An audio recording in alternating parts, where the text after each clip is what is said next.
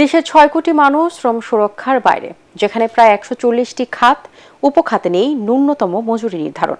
দেশের অর্থনৈতিক উন্নয়ন ও শ্রমিক সুরক্ষায় সবাইকে নিয়ে শ্রম খাত সংস্কার করা হবে বলে জানিয়েছেন কমিশনের প্রধান।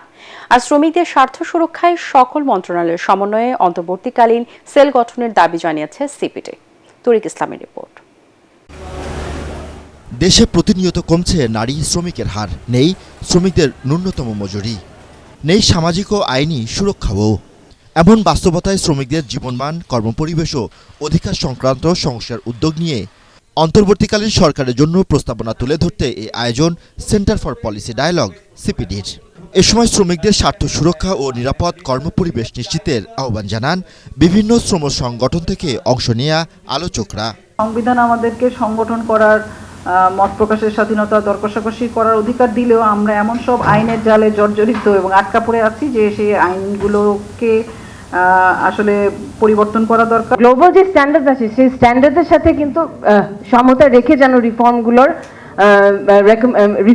রিফর্মের রেকমেন্ডেশনসগুলো আসে। এই যে যৌথ দর কষাকষি এবং এই যে ডায়ালগের জায়গাটা, এই জায়গাটাতে আমাদের হয়তো খানিকটা ঘাটতি আছে। অনুষ্ঠানে শ্রম সংস্কার কমিশনের প্রধান জানান ৮৫% শ্রমিকের স্বার্থ সুরক্ষায় কাজ করছে কমিশন। ৬ কোটি মানুষের কোনো আইনি সুরক্ষা নেই, মনে রাখতে হবে। আইনটা আমরা যত আলোচনা করতেছি সব হচ্ছে ওই 15 ভাগের মধ্যে আবার 10 ভাগের নাই, 5 ভাগের। আউটসোর্সিং কর্মচারীদের নেই, হ্যাঁ, আপনার জুনিয়র অফিসারদের নেই।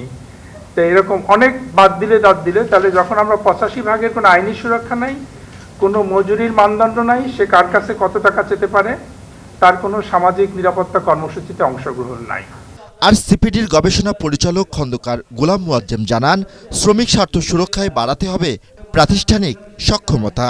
যারা কর্পোরেট সেক্টরে রয়েছেন তারা হয়তো যথেষ্ট প্রস্তুত রয়েছেন, কিন্তু ইনফর্মালি সেক্টরে যারা রয়েছেন তারা হয়তো এখনই প্রস্তুত না পুরোপুরি সেগুলো করার। সুতরাং ধাপে ধাপে একটি কার্যক্রম নিতে হবে, সাপ্লাই চেইন ভিত্তিক, মন্ত্রণালয় ভিত্তিক, যাতে ধাপে ধাপে বড় ছোট মাঝারি যারা রয়েছেন, গ্রুপ অফ কোম্পানিজ যারা রয়েছেন, দেশি বা বিদেশি কোম্পানি যারা রয়েছেন, দেশে কাজ করছেন, তারা যাতে ধীরে ধীরে এগুলো বাস্তবায়নের ব্যাপারে অনুবর্তী হন।